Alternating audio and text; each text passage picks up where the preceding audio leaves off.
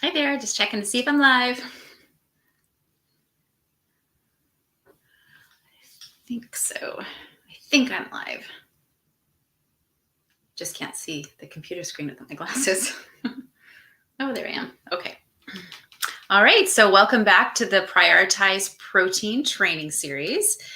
So in this lesson, we're going to be learning about protein deficiency symptoms. So if you're just joining this series for the first time, at the end, I'm going to be putting a link in the comments where you can get access to the replay of not just this training, but all of the trainings on one download page. So on that page, you basically just, the link that I'm going to put, you put your name and email in, and then through your email, it sends you to one page with all the trainings and all the resources that I provided to go along with the trainings on one easy to access download page. And we're going to be covering as well some more topics next week. So when you get to that page, you'll see what you missed and what is still to come. So in today's training, I wanted to share with you the deficiency symptoms of not getting enough protein in your diet. Because, we can discuss, the physiology of protein and how it works in the body. And we can discuss which, sources of protein might be better than others, or how much is generally considered the optimal amount of protein for, people in general. But at the end of the day, it all comes down to your unique situation and whether or not you actually have protein deficiency symptoms is going to be a lot more motivating to include more protein in your diet than to just learn all these facts about protein and its benefits on your health. So there's something called symptomatology. And what that is textbook symptoms that would show you that you have a deficiency in any kind of vitamin, mineral, or a macronutrient like protein.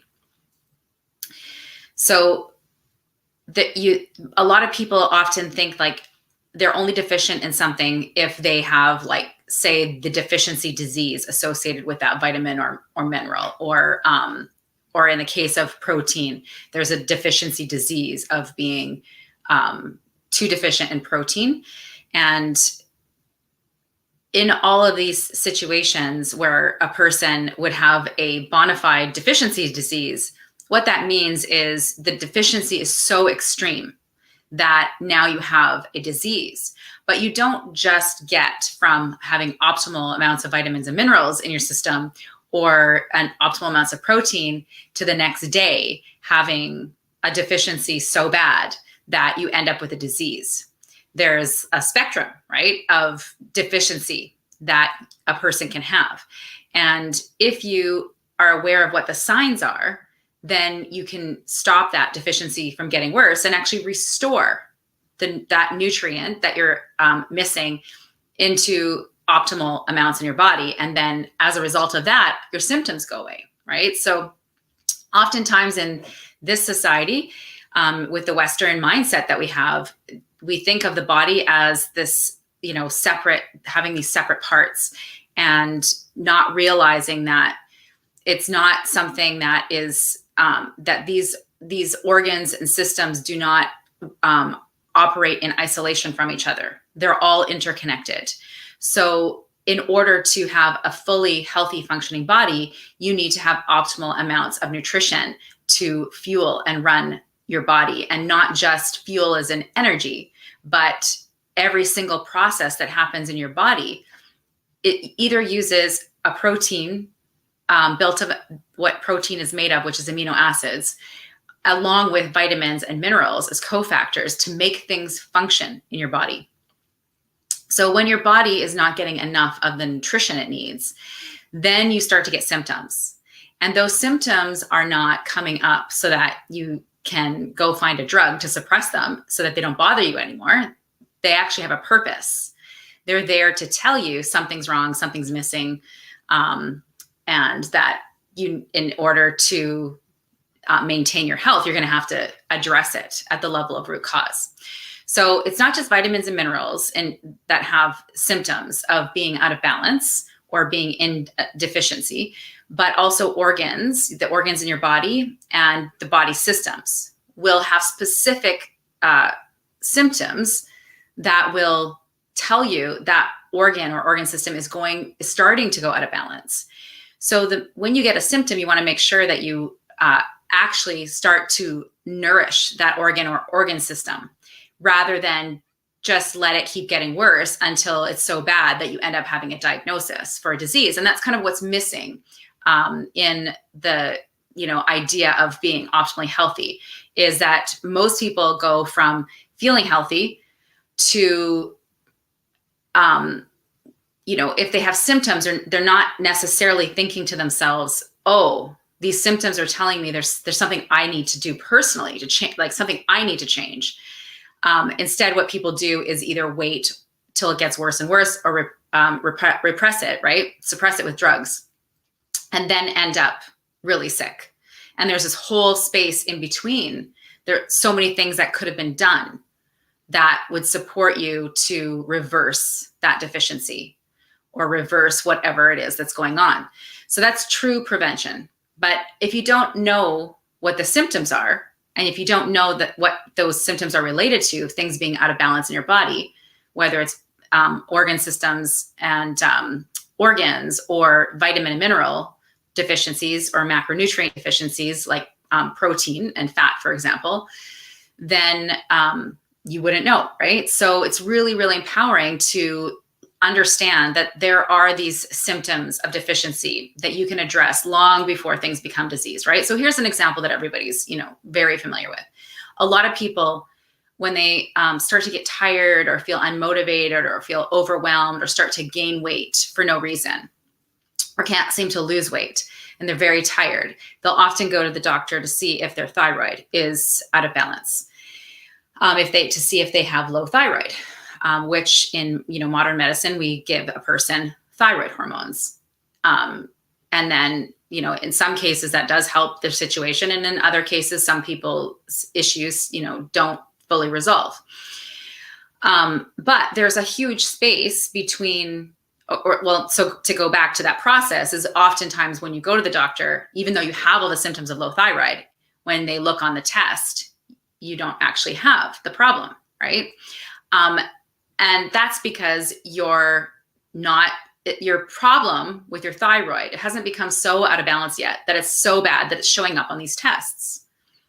But if you have symptoms of low thyroid, then what you have to do is find out what that organ needs to function optimally. So you would look at diet, right? How do you need to eat to optimally support the functioning of your thyroid? What nutrients are related to the functioning of the thyroid? And what supplements might you want to take to give your thyroid extra support so that you don't end up getting this diagnosis in the future? What things maybe in your environment might be harming your thyroid that you need to get out of either your diet or your environment? What emotions are connected to the thyroid that would weaken your thyroid, right? So you take a holistic approach to looking at how to nourish this organ that's been giving you symptoms to get your attention, to tell you that something's out of balance. And you do that with every single group of symptoms that you might have in your body. So in holistic nutrition, we do a symptomatology test that looks at not just vitamins and minerals, but also what symptoms the organs and organ systems will show when that system is out of balance, and then use that same holistic approach that I just outlined for the thyroid to come up with a plan to optimize your health and nourish that particular organ. That is the one that's obviously the most out of balance if it's the thing that's giving you the most symptoms, right? And then oftentimes there's a lot of different other organs that might be also showing symptoms, because again, nothing is in isolation in your body, everything is interconnected. But you can just start with one place in the body, and then as you're nourishing and supporting that, you often will be hitting the key areas that will support the other organs, and you don't necessarily need to go into extra energy, focused attention put on those systems, because just addressing one can have all these good side effects in the rest of your body and your organ systems. So that's the overview of what a symptomatology test is. So what we're going to talk about today is the symptoms of protein deficiency. So these are classic symptoms that people can have when they're deficient in protein. Now, it doesn't mean that they're like, like have a disease because of it. It just means that their protein that they're getting in their diet is suboptimal. And as a result of that, then you're going to get these symptoms, and you're making your body susceptible to disease by not nourishing and feeding yourself properly. So another thing that I will do is put a link to the protein deficiency test that I have on my website in the comments.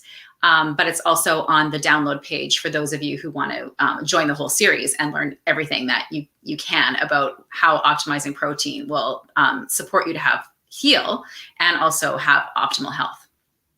So if you don't catch everything that I say, do not worry. This test is simple online. You can just click each box to see how many symptoms of protein deficiency that you currently have. And then you can actually go back to that same form after prioritizing protein for a few months and see the difference of how many of your symptoms have gone away. And of course, you don't want to just think of that as like something that you do for a few months. You have to optimize your protein permanently if you want to optimize your health. So let's go and have a look now at some of the different symptoms of protein deficiency. But before we do that, there are some reasons why a person might be more susceptible to having these symptoms than other people. So we're going to go through some of these situations that would cause a person to either be more susceptible to a deficiency of protein, or in some situations, people have disease states that require more protein or tend to cause a protein deficiency.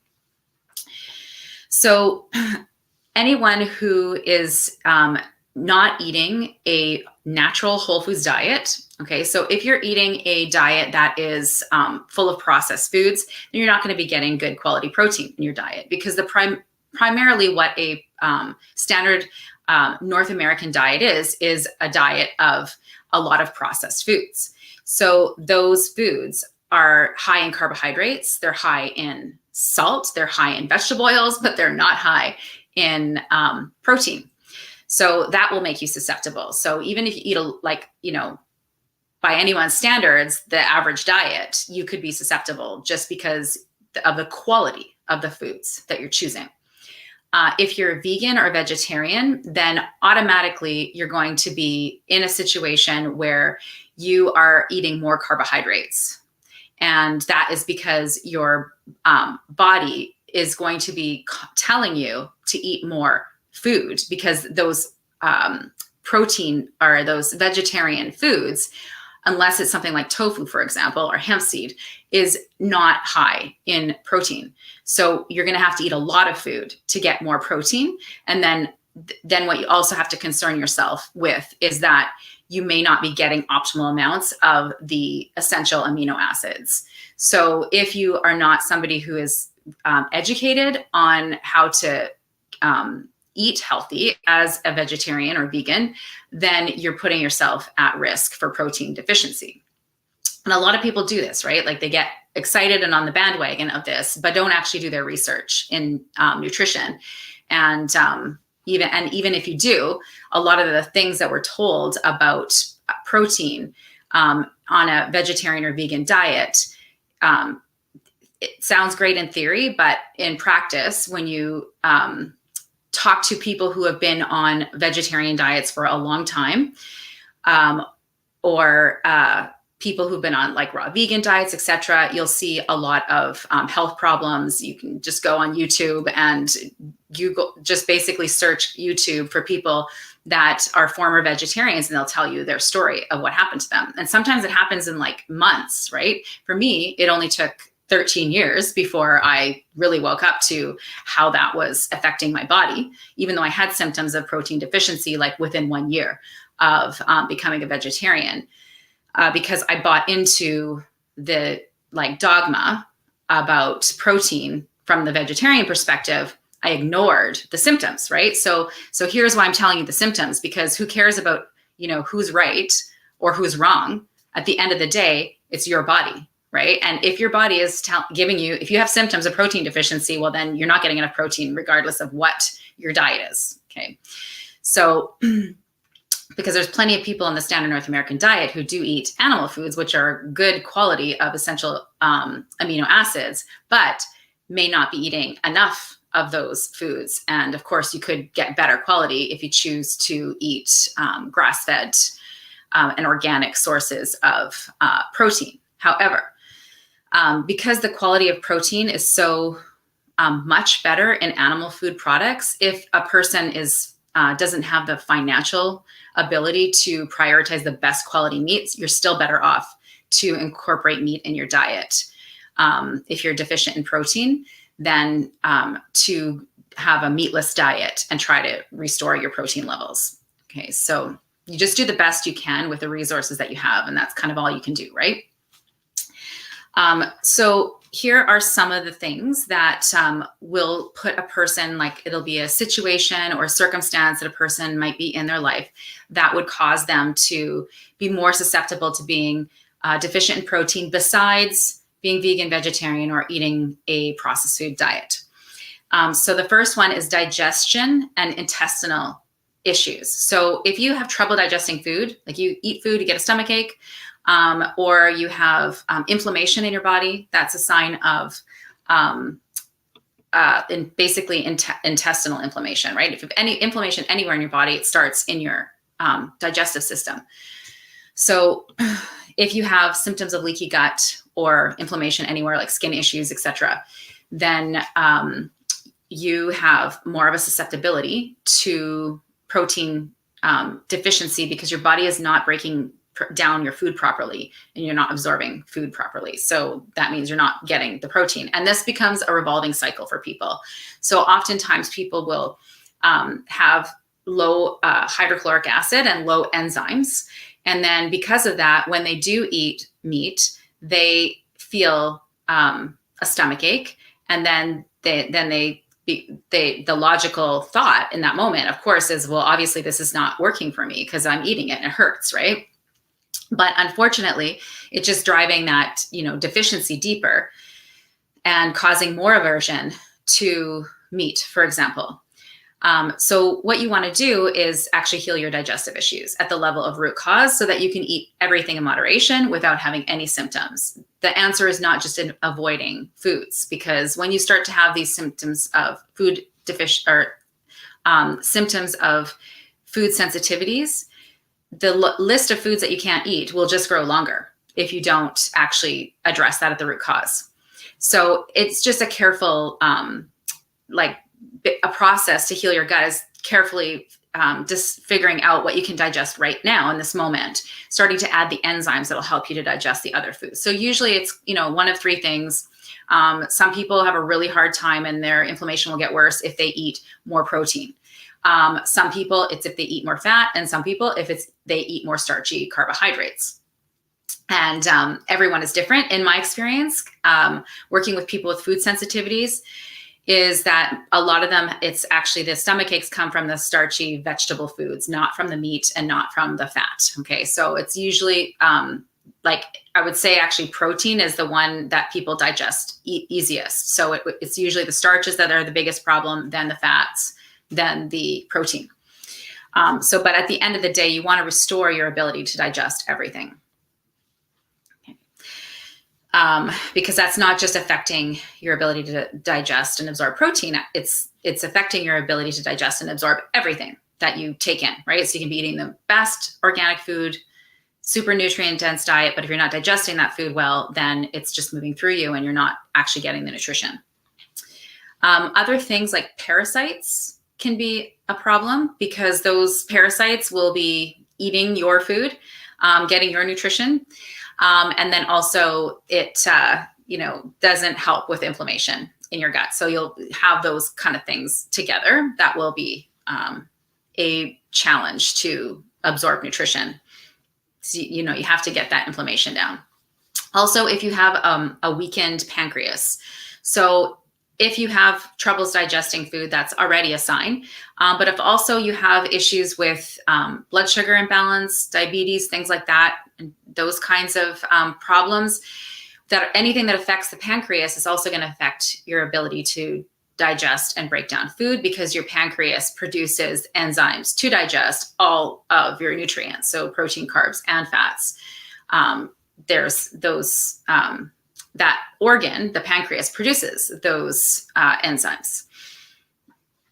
If you've had surgery, like weight loss surgery, for example, or any kind of procedure that has impacted any digestive organs in your body, like your stomach, your small intestine, large intestine, any kind of surgery, you could have trouble digesting or and absorbing proteins. So that would make you more at risk for protein deficiency. Also, any kind of economic conditions that lead to malnutrition, right? So unfortunately, in this society, the stuff that is super affordable doesn't have any nutrition in it, and it's all the junk food, right? It's the stuff that's full of the refined salt, and it's full of those overcooked vegetable oils and sugar, right? And those things are depleting actually to the body and toxic. So if you're taking in a lot of white sugar, a lot of vegetable oils, you're burdening your liver with the having to deal with those processed oils. And then the liver has to use up nutrients that you have stored in your body and put it towards trying to get rid of that, those vegetable oils. So a lot of people don't realize how unhealthy vegetable oils are for you. Like when you go to a restaurant, you eat something deep fried, and these vegetable oils have been like already processed before they even got there. Then they're reheating them for like sometimes up to 2 weeks. That's very unhealthy for your liver. And your liver regulates your blood sugar. Your liver is like, it's so involved in so many different processes in your body. It's kind of like the boss. Like it's the part will it'll say, okay, now we've broken down the nutrition. Now where do we send that nutrition to do its work, right? Like it's like, it's kind of like the brains of the organs as far as like what happens to nutrition and what gets prioritized in the body. It's involved in so many different functions. So we really, we do unfortunately have a situation in which a lot of people who don't have money are in a situation where it's very difficult to get good quality food. And that's when it comes down to getting committed to taking control of your own health, no matter what budget you're on, and getting putting the time and the energy into learning about nutrition and food and how your body works. Because a lot of the foods that you can't buy when you don't have the money to buy the best quality, like organic foods and things like that, you can actually save money by learning cooking skills and learning how to shop and learning how to cook whole foods from scratch.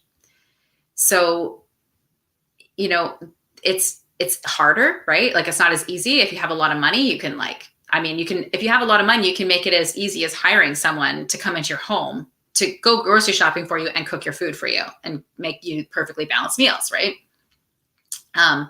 But if you don't have those resources, then obviously it's a lot more challenging. But then that just means that in that situation, you do have to get knowledgeable. And there really is no excuse for anybody who has the internet to not have the access to information, right? So information is free. There's tons of information that you can get out there. You can learn how to cook pretty much anything for free on YouTube. And there's a gazillion people with amazing videos on how to cook whole foods on a budget, how to,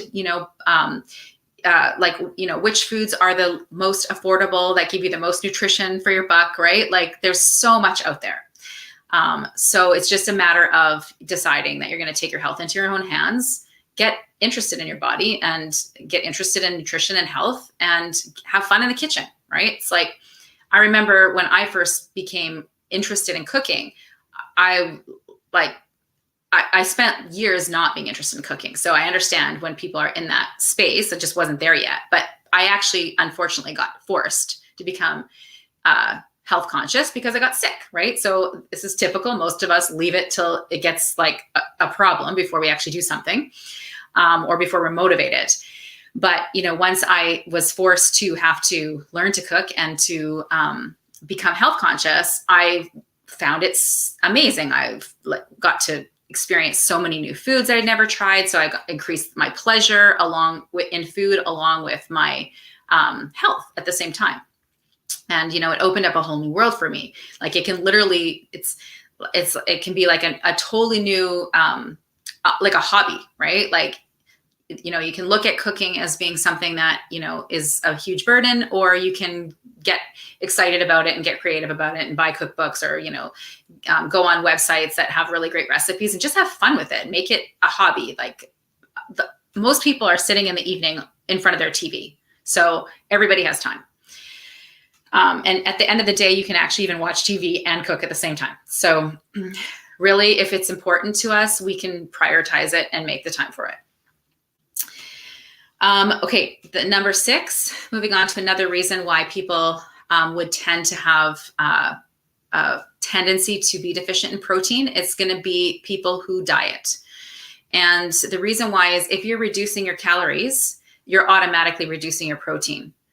So anyone with a history of dieting or under eating, you likely do have the symptoms of protein deficiency, because that will have worn down your body. When you don't have the raw materials to build it, things start to break down. So unfortunately, when people get so deficient from dieting, and what will happen is they'll actually start to get less hungry, right? So they'll be overweight, their metabolism is slowed down from not eating enough calories, and then they will actually eat like a bird and not be able to lose weight, or just be even gaining weight and hardly eating anything. And they'll say, I'm not even hungry. Okay. This is, and what you'll also usually see with it is body shapes like having hardly any butt and legs, like the muscle mass will have started to go away, but having big swollen bellies. These are big symptoms of protein deficiency. And it's because when you're not getting the protein from your diet, then your body, because your body is always trying to keep everything in homeostasis and regulate your organs. It's more important for your internal organs to be functioning properly than for your leg to be toned and strong, right? So, or for your bones to be strong. So your body is going to go and get the protein from your muscles and bones, and start breaking them down, unfortunately, if you don't get it through your diet. So this is why people will have, unfortunately, a protein deficiency from just from doing too many diets and under eating. So part of the solution, actually, obviously, to health is eating more, but of the right foods. And it's also the same solution for people who are overweight. Oftentimes people who are overweight are actually starving. It's just that they have gone into such a state of imbalance that even when they're starving, they don't lose any weight. And the final one is, of course, eating disorders, right? So if a person has anorexia or bulimia, just from the not absorbing the food or not even eating the food, of course, you're going to have protein deficiency. That's obvious. Okay, so there's also certain diseases that are associated with having lower protein levels. Not that they are they're causing the lower protein levels, but when you're in a disease state, you actually need more protein to heal, right? Like those amino acids, they're not just for rebuilding muscles, like to go to the gym and work out and build big muscles. They're actually for rebuilding and healing your bodies. They're really important when you're in recovering from any kind of disease. Okay, so I'm just going to read off the ones that are associated with having decreased levels of protein. So liver dysfunction, kidney dysfunction, amyloidosis, celiac disease, Crohn's disease, inflammatory bowel disease, chronic obstructive pulmonary disease, AIDS, and cancer. Okay. So you can see there's like multiple reasons why a person could end up deficient in protein. So if any of these apply to you, then already your ears will have been perked up. And of course you can, and I'm going to go through the like more common symptoms. And then of course you can go to the deficiency test and find out exactly how many symptoms that you do have of protein deficiency. So in this training, I'm just going to go through like the top things. And there's actually a lot of them that we're going to cover. So edema is one of the most common things that a person can have. So you might have swollen hands and feet, swollen legs, swollen face.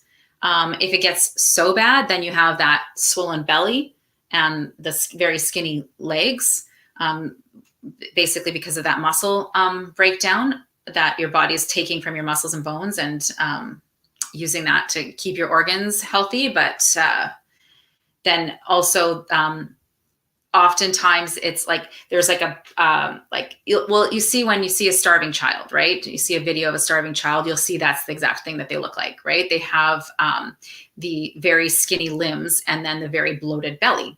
This is like when it's extreme, it's called kwashiorkor. I don't even know how to say that. But it's kwashiorkor, I think. It is the severest form of protein deficiency. And that's what you'll see when a person is starving. And then that's why you see the bloating belly, right? It's basically because the protein albumin it regulates the water in your body. So if it's low, then you're going to have water going into your tissues and swelling them. Okay. Non-alcoholic fatty liver disease is also associated with protein deficiency. So they're not 100% sure why this happens, but they think that it might be because of not getting enough of, there's a thing called lipoprotein that transports fats that may not be being produced optimally because of not getting enough protein, because again, it's built on protein. Of course, skin, hair, and nail problems. So anything that's not great in your skin will be a sign of a protein deficiency. And I mentioned that a little bit earlier, but also hair and nails as well. So it can be from just split ends to some people are not able to even grow their hair, right? They'll start getting split off really early. That could be a sign of it. And it's just because it's not your hair is not that important compared to your organs. So everything on the extremities is going to be compromised before the vital organs, which is to keep you safe. But these symptoms are not to be ignored, obviously. Flaky skin. So having dandruff. I mean, some of these things are also, there's other contributing factors, right? So you have to look, that's why it's good to take the deficiency test to see if you have a lot of them, because, you could have overgrowth of bad bacteria that can also cause a dandruff, or it could also be caused by deficiency of essential fatty acids, right? There's multiple things, but again, it's because everything in your body is interconnected. There's never just one reason why you have a symptom or a group of symptoms. So best to, really look at the big picture of your health and find out, where you're at from a holistic perspective and looking at everything in connection with each other. Bone loss, of course, right? Because your bones and teeth are built on protein and minerals together. Stunted growth and even developmental delays in children can be associated with protein deficiency. Impaired immune function, your immune system, your cells that fight bad bacteria, infections, viruses, they are built on protein. And if you have if you're constantly not able to recover from, colds and flus very fast, or you're always if you get something, you're the person who gets the worst version of it. That's most people recover fast, but your system, things become severe in infections, then that's a sign of impaired immune system that can be due to not getting enough protein in your diet. Another example would be slow healing wounds,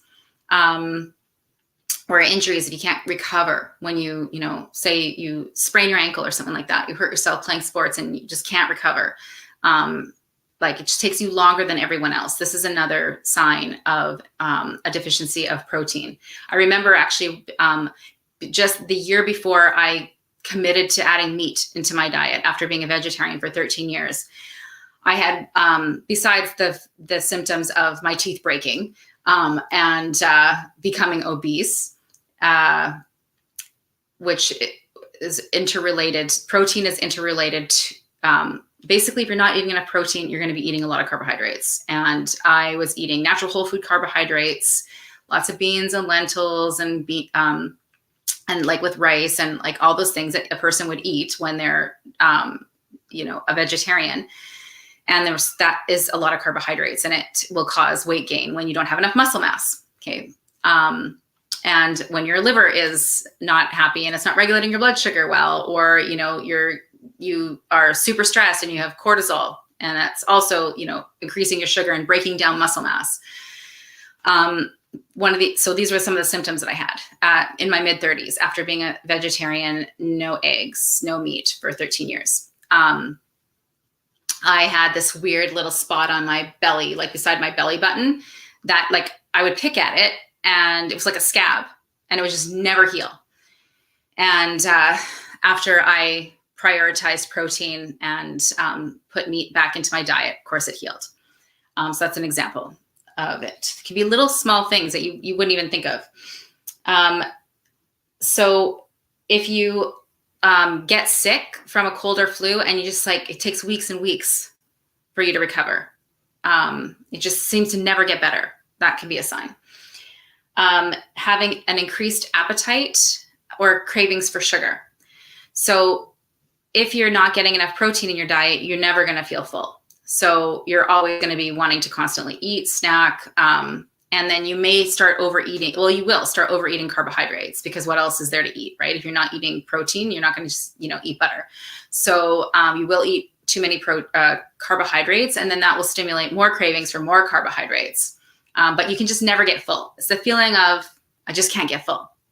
Okay, so you've eaten enough. Like you see that the amount of food that you've eaten is enough, but you just never feel satisfied. Oftentimes, actually, it'll look like people will say that they don't feel satisfied until they, have like bread with their meal or a sweet like dessert or something after. High blood pressure can be also a sign of not getting enough protein in your diet, as can low blood pressure. It's like things tend to swing when they become out of balance. So a lot of people would never think of that, right? Because people think of like when they have things like high blood pressure, they think of heart disease, and in the mainstream perspective on things like heart disease and hypertension is that is from a diet high in cholesterol and saturated fat, which it's not. It's actually due to all of these nutritional deficiencies combined with your liver not, regulating fats properly, and then having too much insulin driving up inflammation in your body. And that will actually cause inflammation in your arteries. And then you will have the situation in which your body has to fix that somehow. So it lays down cholesterol as a Band-Aid. And then that's what makes you susceptible to these problems. It's actually the things that are harmful to the tissues that are making that person susceptible to it. And your liver not properly regulating your blood fats. So we've wrongly put attention on things that are not the cause. And there is one of the trainings that I did, in the resources, I recommend someone that you can go and listen to. It's a cardiologist that will explain it to you in a more authoritative tone to help to de-brainwash the mind from this fear of saturated fat and cholesterol. And then to reinstate what the real causes of that problem are. So, it's just really important information to know. There's, so the there is a book called The Cholesterol Myth written by the doctor that I mentioned, that I would recommend anyone to read, just on this topic of, high blood pressure. But also, if you have not enough protein, you can also end up with low blood pressure, right? Because basically, like, anytime you get into a weakened state, then your whole body weakened, low blood pressure is going to be one of those symptoms. It's kind of like even with acid reflux would be an example of, if you have low stomach acid, your body's going to overshoot that acid, and it's going to be at the wrong time, and you're going to get acid reflux. And people will take antacids to try to like get rid of the acid, but it's stemming from actually not having enough acid in the first place. So the body will often do that. It'll make things go up and down. Often when you're in a state of imbalance, you'll get these fluctuating levels of things.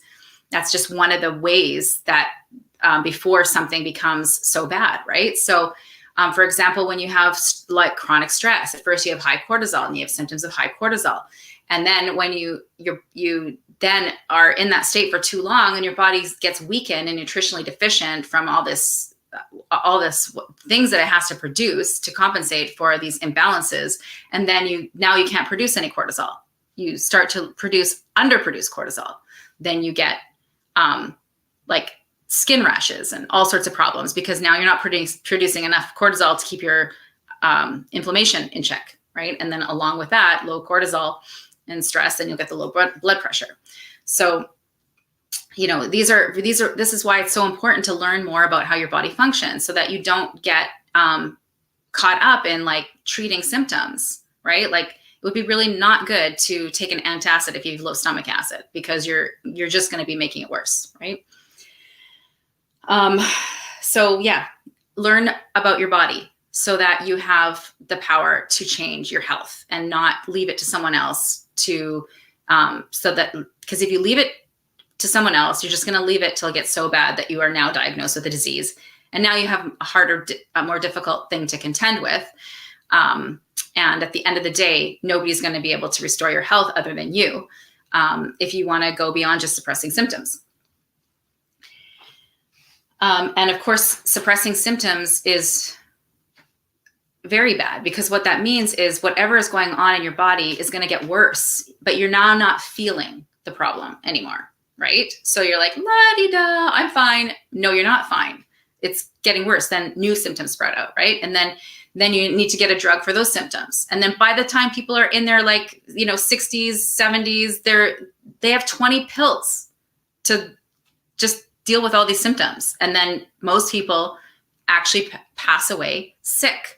They spend their elder years that they've been waiting their whole life for to, do what they want. And now they're just sick and they can't enjoy their lives. And if you look around in this society, you'll see people like muscle mass wasting and bone mass wasting, like everywhere. Just the next time you go out, just start looking at people. You'll see this pattern. You'll see the bum going away, the legs getting thin, and the belly getting big. And if you don't see that, you'll just see very weak looking old people that are like, their bone mass is going away. You'll see it in the face. They'll be literally losing their bones in their face. You'll see this often. So that is actually the nature of decline, right? Like, basically, if we are not actively doing something to improve our health, the default is decline. So if you don't want to be that person whose bones are breaking and muscles are weakening, which leads to falls, right, and bone breaks, then you have to do something about it. You're not going to just maintain your muscle mass by doing the same as everyone else is doing in the society. You have to do something different if you want a different reality. Otherwise, you're just going to get the one that has been curated for you, which is, in this society culture, is to accept that decline and disease is the way of being an elderly person, right? But you can choose differently. You can choose to optimize your diet, make sure you're getting enough protein. You do need more protein as you age because you don't have the hormones that help you build the muscle mass. So you need more protein to maintain your muscle. Then you need extra protein if you're going to rebuild it. So if you already have bone and muscle loss, then you need to restore it. And oh my goodness, I just spilled my coffee. So excited. Oh dear. Ugh, it's wet. Okay, and cold. Yeah, there's something you can do about it. It's not going to happen on its own. But there's so many, things that can be done. So that, and the two things, just eat more protein of optimal quality. If you need to restore muscle mass, it's got to be your essential amino acids, especially your branched chain amino acids, which I went into in the last training. Just restore your muscle mass by eating enough protein. And then you have to actually move your body, right? And it has to be weight-bearing exercise for both your bones and your muscles. Okay, weakness and fatigue. So if you are finding yourself getting weaker, obviously that's a sign of losing muscle mass. But even just that out of breath kind of fatigue feeling, or exercising then feeling worse after and feeling really tired, that can be a sign of protein deficiency. And also blood sugar imbalances. So if you are not getting enough protein, you're automatically going to be eating too many carbohydrates, and then that is going to cause blood sugar issues.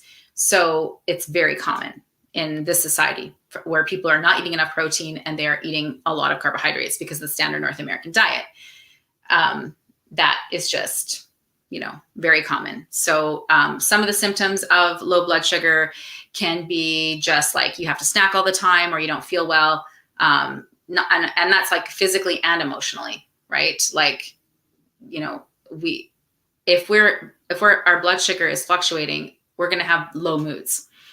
So we're going to feel like we want to have that little something sweet to lift our energy and our mood all day. This was me for sure when I was a vegetarian. I couldn't go hardly 40 minutes without eating. Okay. It's ridiculous. Racing heart can be one of them. One of the ones I would get was this fluffy, weird tongue feeling, shaking. That's from having low blood sugar. There's lots of different symptoms. And then insulin resistance in general is something that's on a spectrum. So, you're not just one day, having these symptoms like shaky when you don't eat fast enough and being hangry, and then having diabetes the next day. You graduate yourself there by not listening to the symptoms. And, so for me, I graduated from those annoying symptoms to obesity.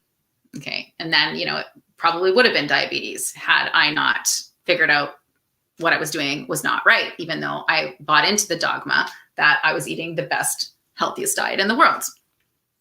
But my results did not show that that was the case because of my health problems that developed out of it that were, they were obvious. By the time I was obese, it was obvious. Prior to that, there were the things I just felt inside my body nobody could see.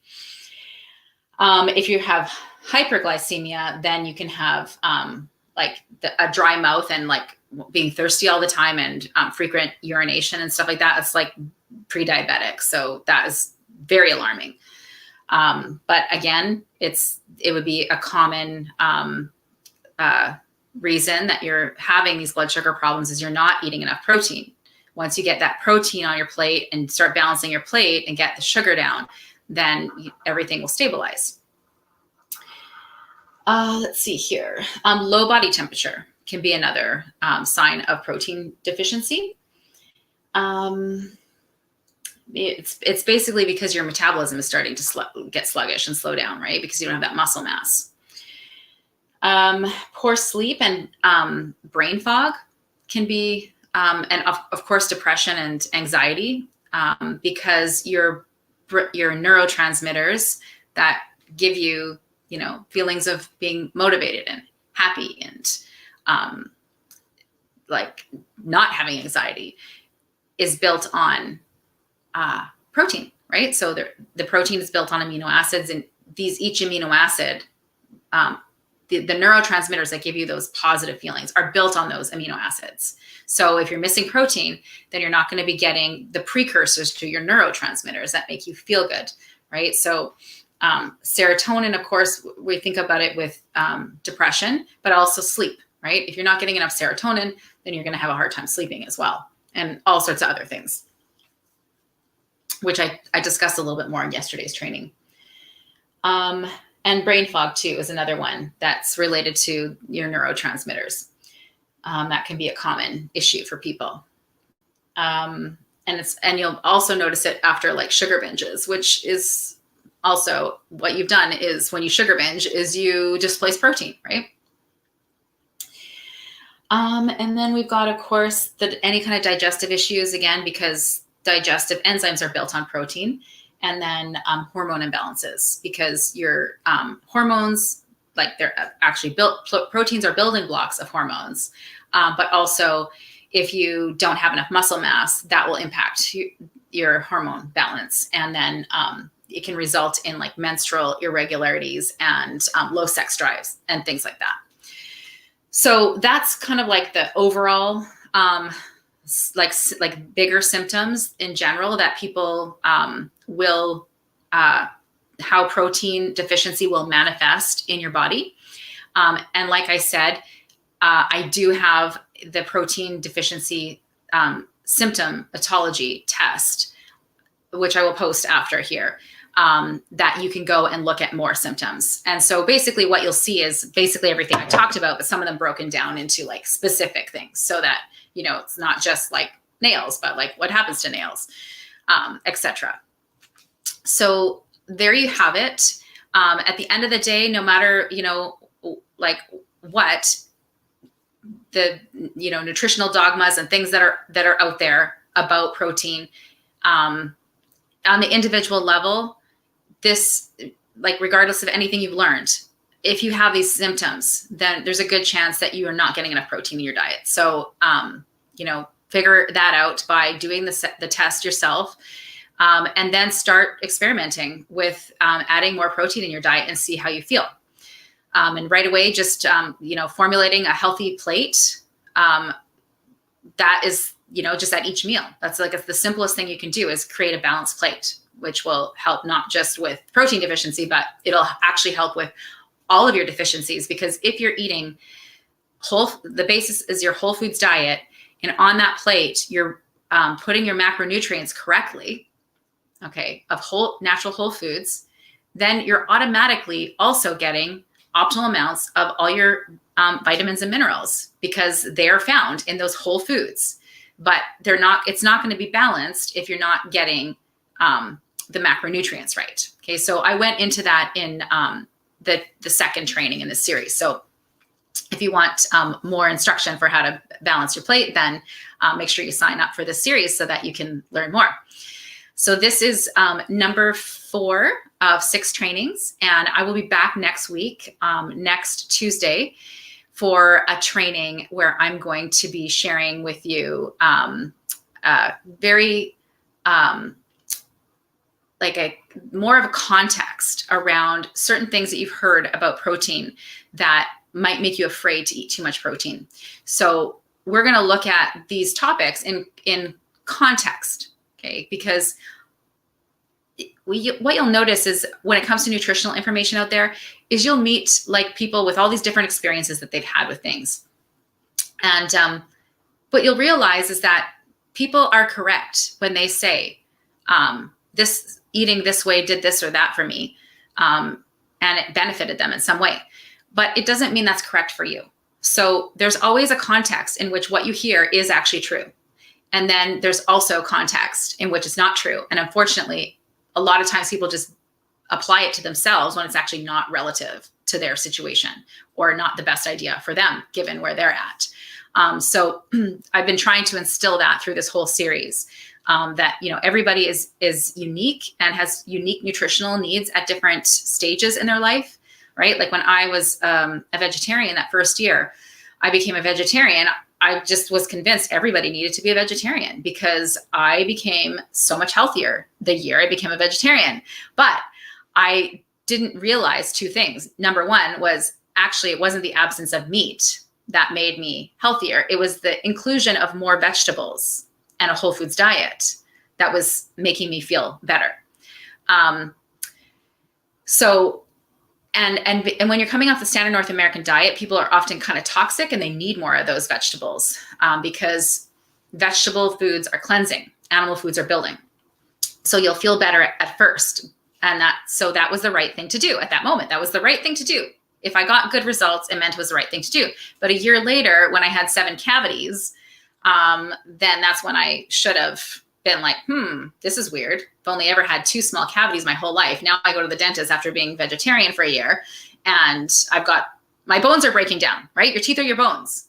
So if your bones are breaking down in your mouth, that's a reflection of all your bones.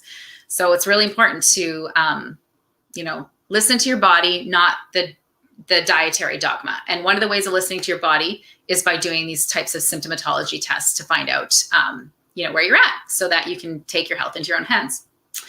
All right. So I'm just going to read a comment here. Facebook user, I don't have a name, but she says, or he says, this is very informative, Sherry, understanding some of the symptoms I have been experiencing on a deeper level. Awesome. I look forward to the link for the test. And thank you for this presentation. You're very welcome. Thanks for joining live and giving a little comment and expressing your appreciation. I appreciate that. All right. So we'll see you guys next Tuesday. Bye for now.